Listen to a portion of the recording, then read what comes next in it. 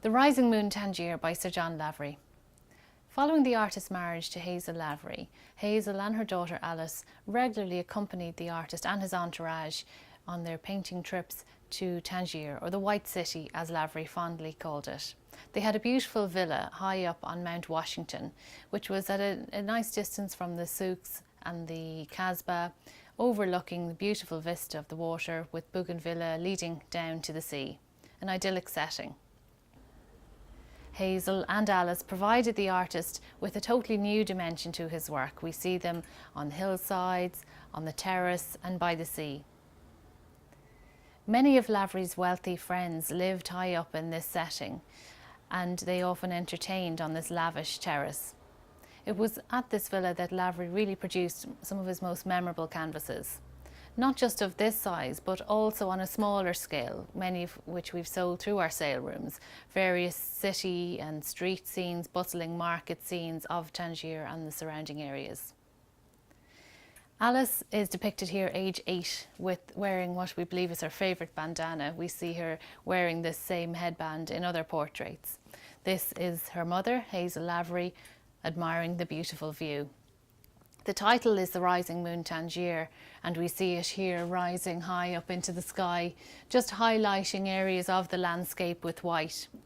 It's often wondered whether the artist intended to leave the chair and the table empty. Perhaps he was going to add some more characters or visitors to the scene, but I believe no, it's completely finished. It's the end of a wonderful evening, the visitors are gone, and mother and daughter are relaxing on the terrace. But their idyllic world was often fraught with danger.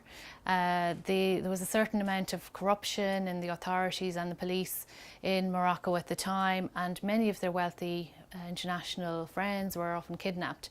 So obviously Lady Lavery was very concerned about her daughter Alice and accompanied her everywhere. And such was this lawlessness that France invaded Morocco from neighbouring Algeria, and there was also a sense of silence in Morocco at the time.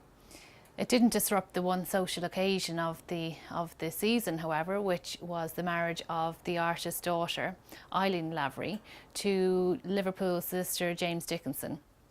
The artist busied himself preparing for this wonderful occasion and produced many wonderful paintings at the time. It was at the outbreak of war that unfortunately the family didn't continue their winter sojourns in Tangier. They often would have spent the first 4 months of the year in Tangier. It provided the artist with a totally new sense of light, use of palette, completely the opposite to when he's painting in the confines of a studio in London. However, with the outbreak of war, they ceased visiting Tangier, and approximately 10 years later the villa was sold. They tended to holiday on the Mediterranean from then on.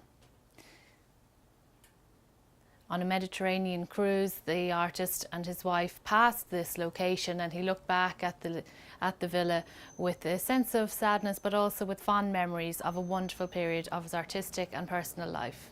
For those interested in acquiring a painting by Sir John Lavery, I feel that this is a very personal piece and also a very artistic piece. It's one of the largest canvases by Sir John Lavery that we have offered in our sale room, and it provides quite an impersonal aspect to his life. We're here on Mount Washington with his wife and stepdaughter, and at an estimate of 80 to 120,000, I feel that it's very attractive at that level.